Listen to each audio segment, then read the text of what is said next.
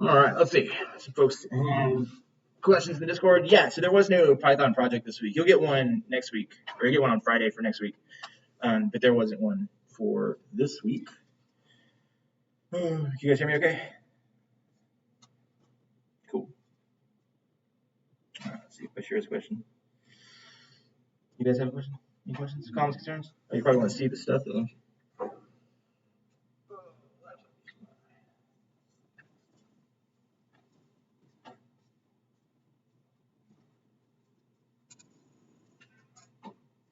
Somebody's me by myself in this room.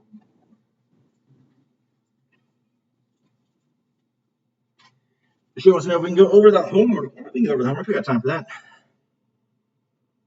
Let me pull up my solution.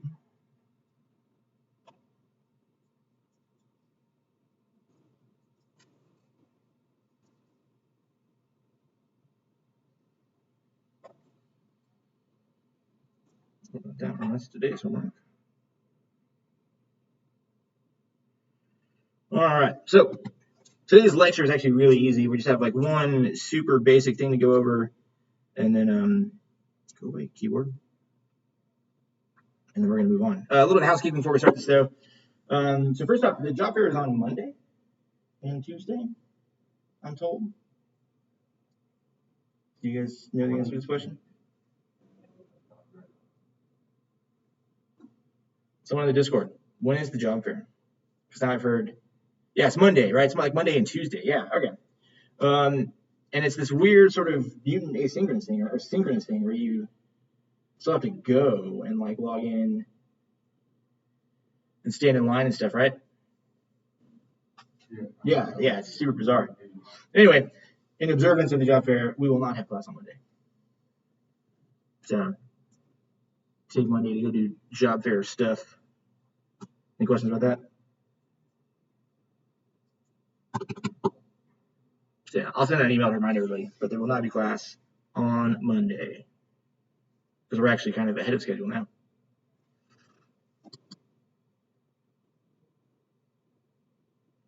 Someone's typing. Is anyone screen loading, or is it just her internet? Everybody else able to see the screen okay?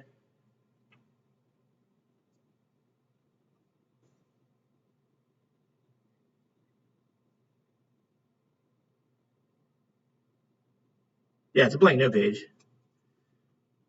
Some scribbles on it. Yeah, okay. Is it frozen? All right. Let's first go over the homework. The one that was due 6 minutes ago. Problem number one, just to ask you to find the Fourier transform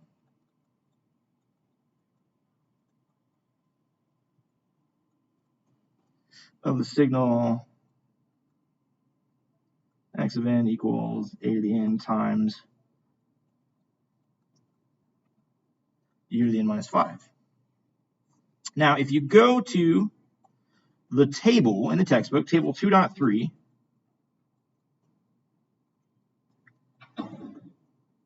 number 4 gives us this guy, a to the n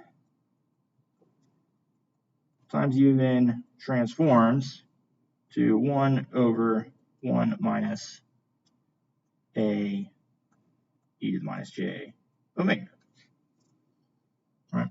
So from there, that would give us an x, a Fourier transform, big X, e to the j omega is equal to just 1 over that, right? It's basically the same thing. 1 minus, not basically the same thing, it is the same thing, e to the minus j omega. But the catch here is that we have to deal with this n minus 5. Remember in class last time I said if it's not in the table, it's probably one of those theorems. In this case, it's that time shifting theorem.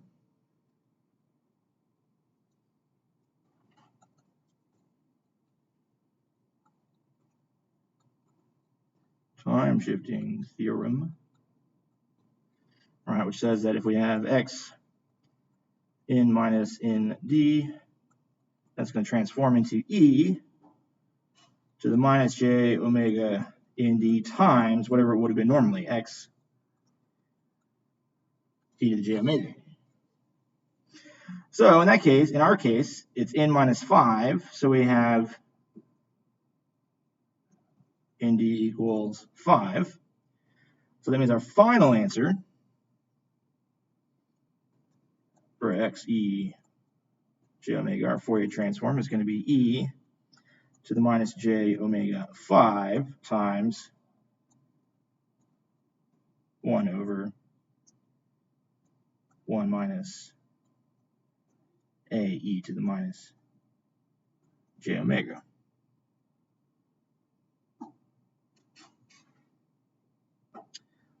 Let's see, one last thing. Yeah, since, let's see.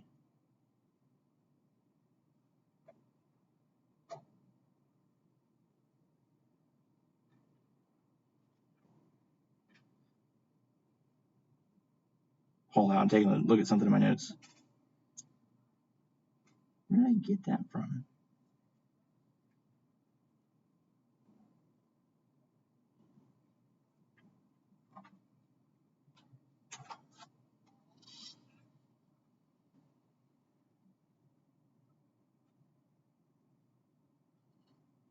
Waiting for Rakeel to finish typing.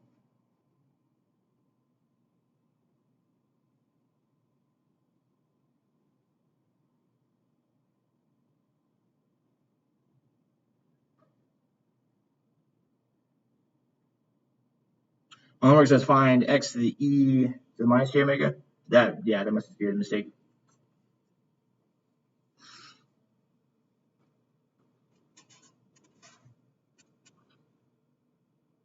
So did you find x to the e minus j omega? Akil? That's good. Yeah, you're supposed to totally ignore that. Okay. Well, here we go.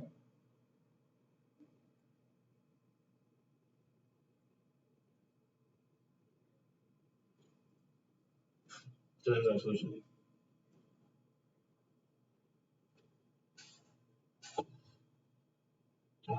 Problem number 2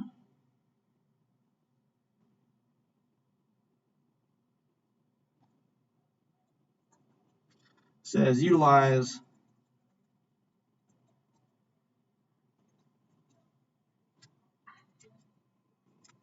the Fourier transform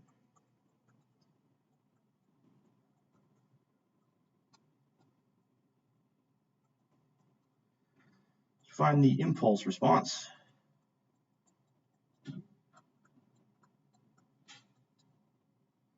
of the system. That's it, man. All right. And the system is given to us as a difference equation. Y of n minus 1/2 y of n minus 1 is equal to x of n minus 1/4 x of n minus 1. And if you remember from class, we said the first thing that happens is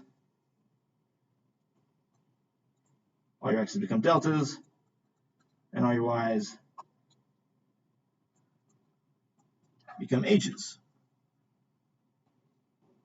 So that gives us h of n minus 1/2 h of n minus 1 is equal to delta n minus 1/4 delta n minus 1. Then you take the Fourier transform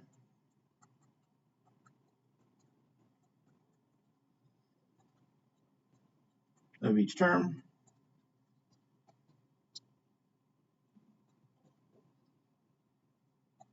So that's going to get us, so h of n is just going to become h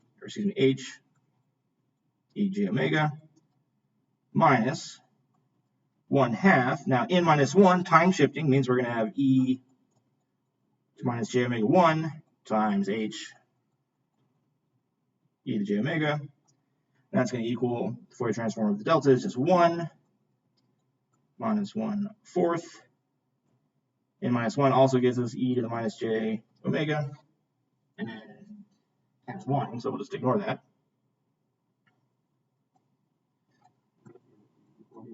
I am, yeah. Hey.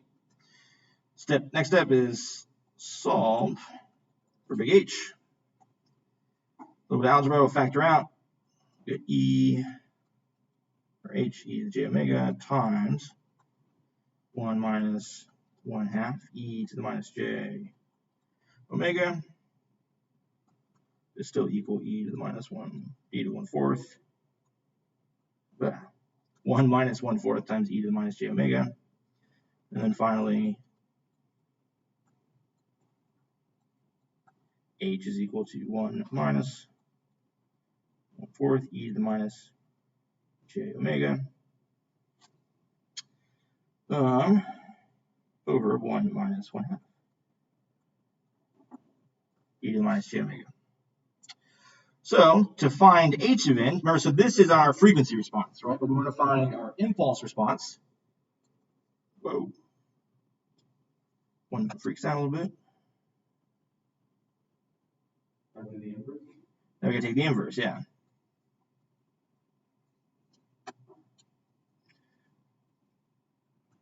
So take the inverse Fourier transform to find our impulse response, h of n. Let's see. To make it a little bit easier, we'll split them across the common denominator, though. We'll say e h of e to the j is equal to 1 over 1 minus 1/2 e to the minus j omega minus 1/4 e to the minus j omega over 1 minus 1/2 e to the minus j omega, which means that our h of n is equal, so this first one is step for step, number 4 from table 2.3. So that's going to give us 1/2 to the n times u of n minus, so it's 1/4. The a down there is 1/2 to the n. We have it times e to the minus j omega, which means that it's time shifted. So that's times u to the n minus 1. And there we go. That's our solution to problem number 2. Any questions about that?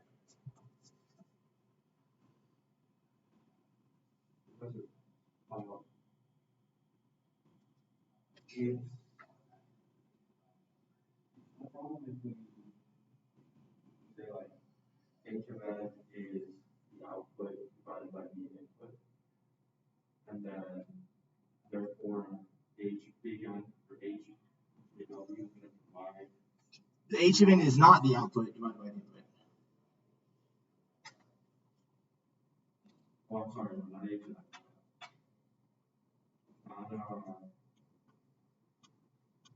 The frequency response, right? Yeah. So the big H is equal to, yeah, is equal to big X over big Y. All right. Any questions about the two?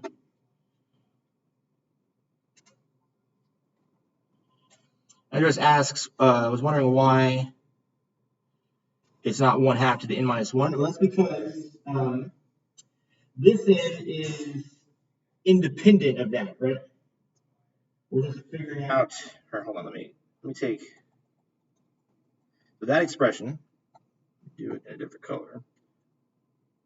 So 1/4 e to the minus j omega over 1 minus 1/2 e to the minus j omega. Remember, in time shifting, so first off, we're good with the 1/4, right? The 1/4 is just a constant, it's out, yeah? And then our result here, this e to the j omega is a result of the time shifting. So we would have 1/4 times e to the minus j omega times x of e to the j omega, right? And that e to the j omega is what we get from that. Let me say x e to the j omega is equal to 1 minus 1/2 e to the minus j omega, right? So that means that when we get x of n, it's just going to be based on this.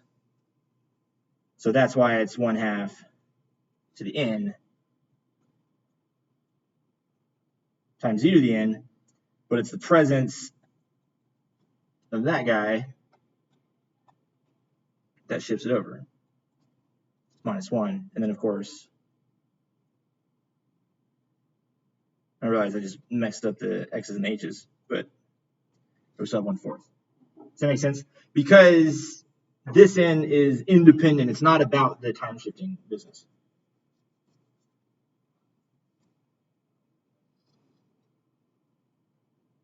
Does that make sense? People on Discord? Cool.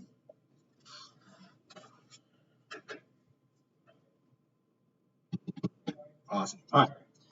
Any other questions about these guys?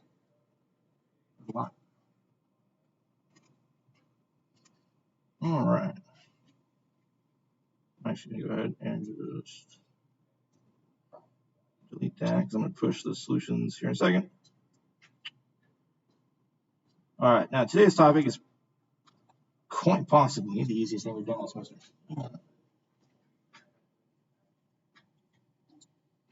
It's the last sort of piece of the puzzle, or the last sort of tool that we need before we can do real stuff. On Friday, we will talk about we'll do some Python stuff. We'll talk about how to import those .wave files so you can start kind of getting started on your capstone project. We'll talk about how to read any .wave files, maybe how to take the Fourier transform of them, how to like play some stuff out. But do some Python stuff that's necessary for you to do your capstone project. And then next week, class on Monday, on Wednesday, we'll start the next chapter. We'll actually start talking about the Z transform and how to use it to design filters. So today is just kind of a bit of a wrap up. Everything up till today has been just like bits and pieces of the different sort of tools that you need in order to do things. And this is just kind of the last one. We're going to talk about correlation of signals. So start with that. Correlation.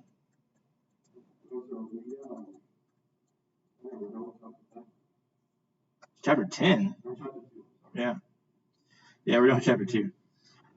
So correlation for us is a measure of how similar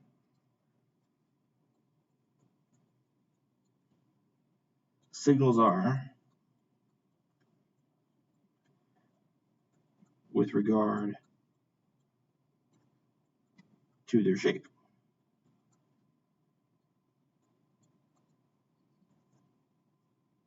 Right.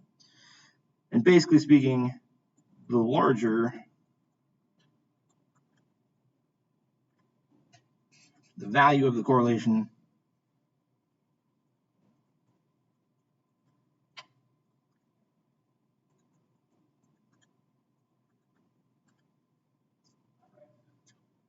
the closer they are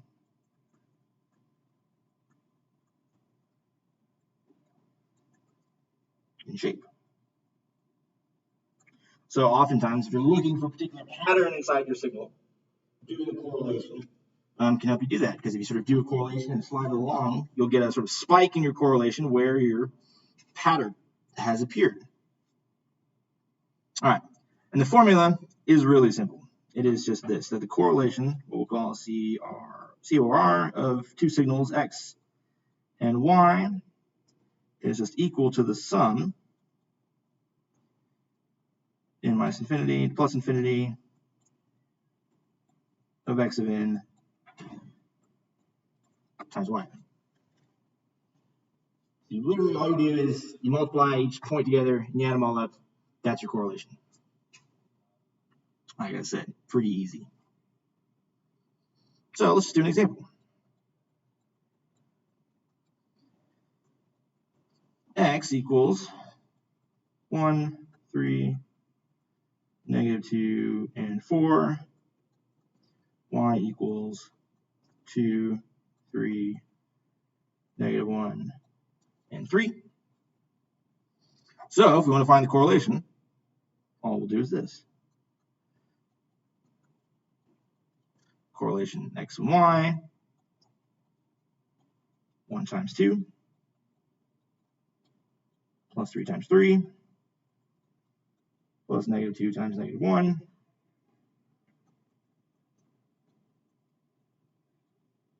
plus 4 times 3.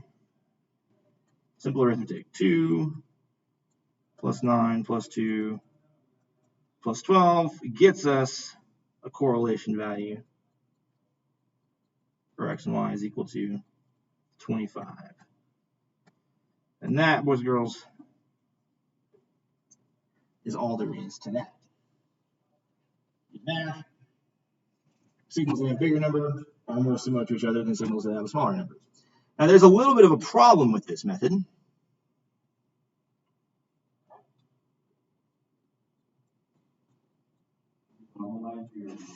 You stop it, Edwin.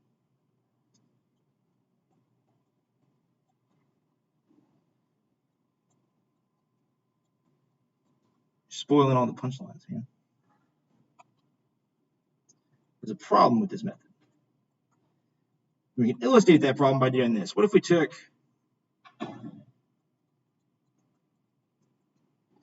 x and we said that the first one was 100, and then 3, and then -4, and 4. Hold on, what do I do? Oh, -4, -2. So the same thing, we just changed the first one to be 100. Y is the same. 2, 3, -1, and 3.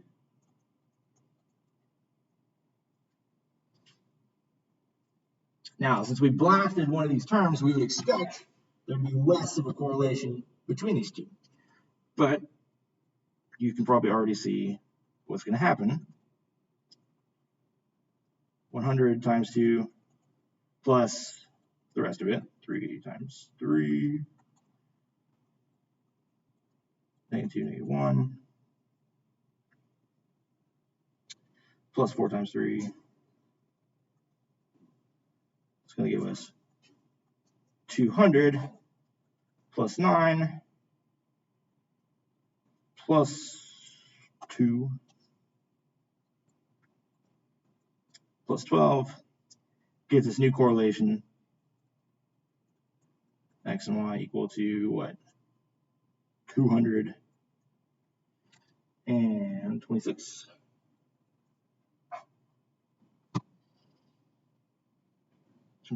Yeah.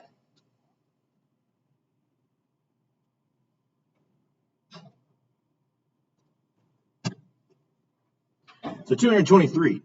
Now this answer is still correct, right? We executed the formula properly, but these signals that we know are dissimilar from each other have a correlation that's like way higher, right?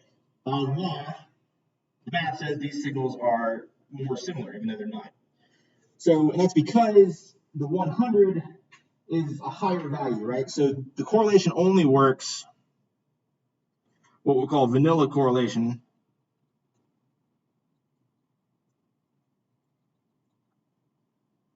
Only works with signals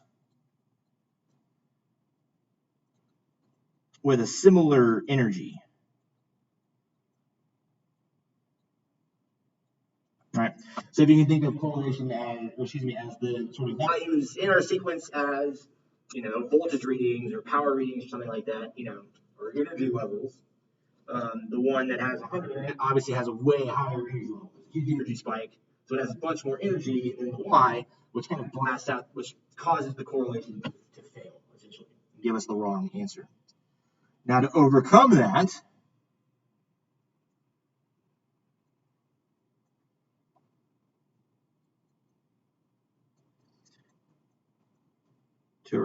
we use normalized correlation.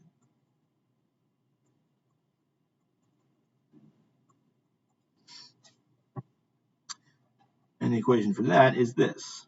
We'll say core underscore norm of x and y is equal to, on top, just the vanilla correlation, but over the square root of n equals negative infinity to positive infinity of x squared of n times the summation from negative infinity to positive infinity of y squared of n. We divide the correlation by square root of the product of the sum of both sequences squared.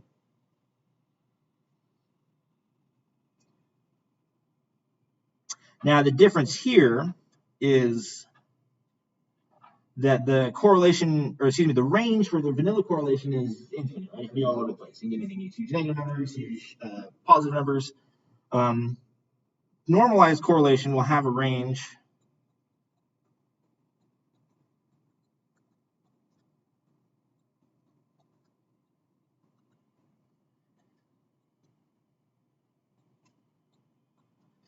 of -1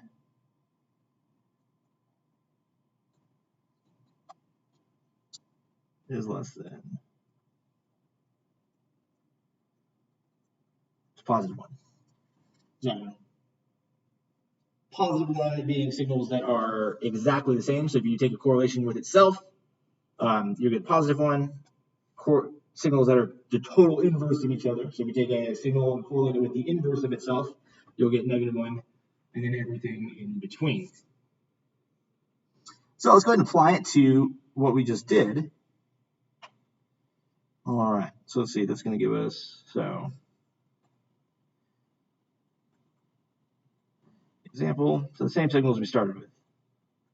1, 3, -2, and 4.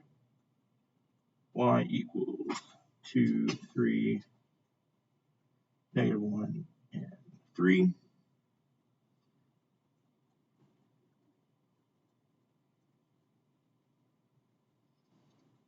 Normalized correlation of xy is equal to, what did we get before?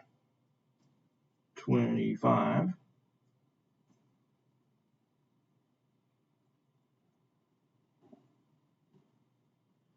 over the square root of 1 squared plus 3 squared plus -2 squared plus 4 squared times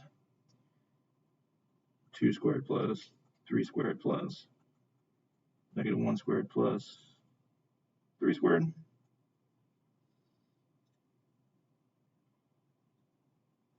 Gets us 25 over the square root of 30 times 23, which is equal to 25 over the square root of, let's see, can you calculate? 690, okay. It's 0.95. Could read my notes there for something. All right. So pretty well correlated, right? Or kind of, yeah, that's pretty, we would call that pretty close. So let's go ahead and do our blast it out.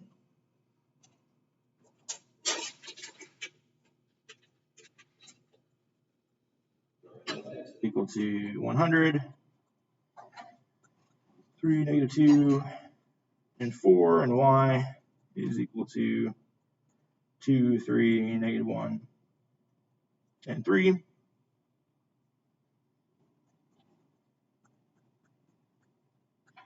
the normalized correlation is going to be equal to, what did we say, 223?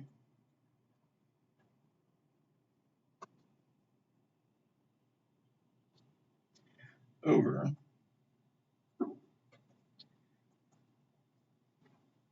1 squared plus 3 squared plus negative 2 squared plus 4 squared times 2 squared plus 3 squared plus negative 1 squared plus 3 squared.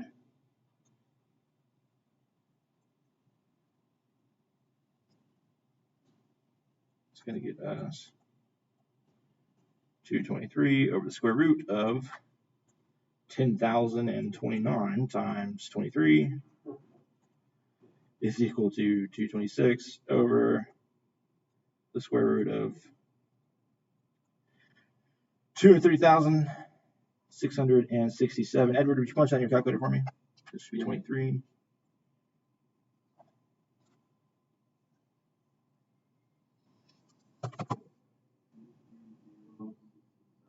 Yeah, 230,667.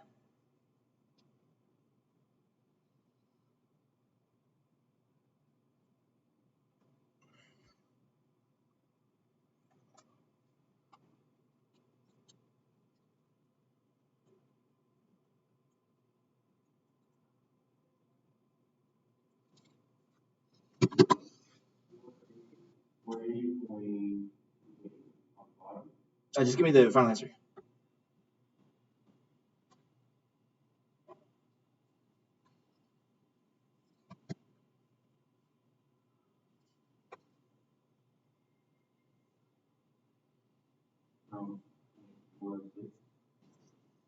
So 0.46 is about right. There we go. So now, by using normalized correlation, we get an answer that makes more sense, right? The ones we started with, pretty well correlated, 0.95. We added 100 to part of the first term, or the first sequence there, and we got the sort of result that we expected here. A lower correlation now, 0.46. So this accounts for the sort of change in energy, and yeah, so there you go. Correlation and normalized correlation. Both are good. There are reasons to use correlation instead of normalized correlation for different applications, but more often than not, we use normalized correlation. Any questions? Yeah, what's that mean?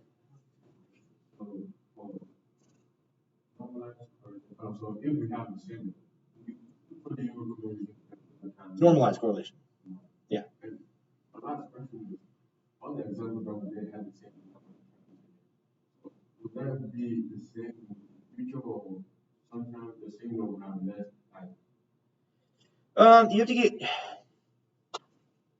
We'll come back when we revisit this topic. Yes, there is a case where, well, I mean, actually, for what it's worth, correlation where one of the signals is smaller than the other, what you do is you then shift it and go through, and that's basically what convolution is. Convolution is effectively just correlation with two signals that aren't quite the same size, and instead you sort of like shift down. And the result of convolution is where did they line up the most? And so that's that. But we'll come back around to that. Yeah. Yeah.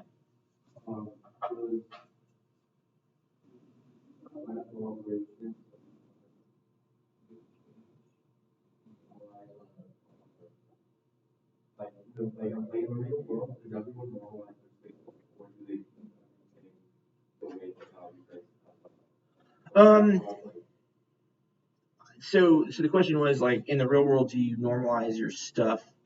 The answer to the question is mostly yeah. Usually, because usually you're going to get data, especially real world data, is going to be all over the place, and you want to kind of normalize it to something, especially for things like if you're doing pattern recognition or machine learning or stuff like that. You really want to normalize your data. And there's people that have devoted their whole careers to researching what is the best way to normalize data. But it's not to say that there aren't applications where you might not want to normalize your data, right? Stuff that you know that is kind of the same. For example, lately I've been obsessing over fantasy football, and writing some scripts to analyze that kind of data, and that data by and large is the same, right? There's no a great quarterback is Patrick Mahomes is gonna throw for like 300 yards a game. A quarterback that's not that great might only throw for like 50 yards a game, right? And there's only, because the energy level is about the same. There's not a lot of like sway in energy level, and in fact, it's those minute differences in the energy level that you're kind of looking for, right? To try to stratify the players. In that case, you don't want to normalize, right? Because you actually want to keep those differences. So that's an example of an application of when you would take. Now that's not a signal processing application, but that's still a data crunching application. But yeah, in the case where your stuff is similar and you want to get the differences, you would not normalize. So, all right. Any other questions, comments, concerns? All right. In that case, that's all that I've got for you guys today. On Friday, we'll do some cool Python stuff. Monday, we're not going to have class because you guys are going to be doing the job fair. On Wednesday, we'll pick up in chapter 3, start talking about the Z transform, which we've already kind of talked about, but we'll talk about it in a serious way. More to the point, we'll talk about what to do with the Z transform. So I will see you guys on Friday. Thank you. Yeah. I mean, eventually.